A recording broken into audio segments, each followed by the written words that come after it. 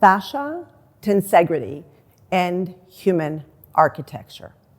So I've got two images on the screen behind me. And one of them is designed more like a human, and the other one, thankfully, not at all.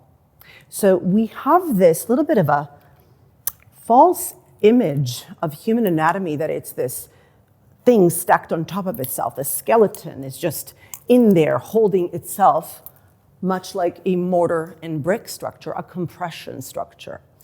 Here's the thing though, compression structures are not very good with movement, and they're not very good at absorbing shock.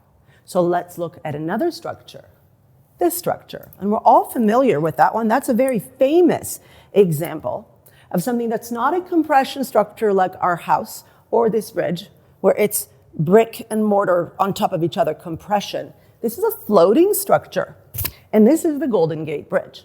Why did they build the Golden Gate Bridge where it is geographically? Why did they choose a bridge that is a floating bridge with cables and not a compression bridge? Earthquakes, right? So if they tried to construct in this area that's very, very prone, right, to earthquakes, something that is a compression structure, by now it would have crumbled and broken and fallen apart. And that's the good news, is that we're not structured like this. We are more similar to a floating bridge, where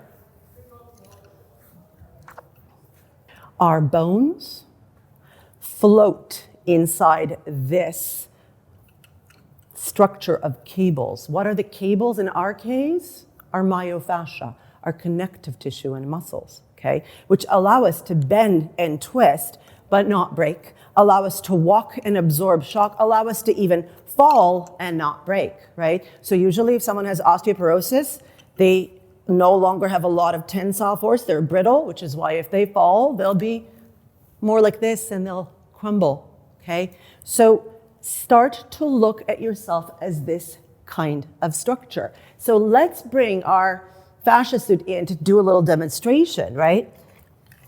You want to think, when it comes to restoring pain-free ranges of motion, and when it comes to optimizing well-being in gravity for a structure that is like this, you want to treat the cables. If the cables are off balance, look what it does to the whole structure. Then the weight's going to shift over here, and now there's all sorts of very interesting vectors with gravity that are not your friend. So very important. I'm not saying just treat the myofascia, but if you're doing any kind of rehab and no one's looking at these systems of cables, myofascia, oopsie, and that goes for your joints. So your joints are on a good day floating inside those cables. Okay? If they're not floating, we call that bone on bone.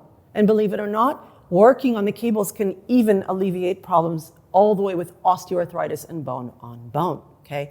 So thank you, Erin, if you don't mind. And I'm going to give you a great example where balance is strength. Okay? And this is a great example, right? Pliability and balance are strengths, because it will not be able to withstand those forces, and it would crumble if it was this. So here's a great example. You can play along at home if you'd like. If you've ever tried to balance, not very good at that.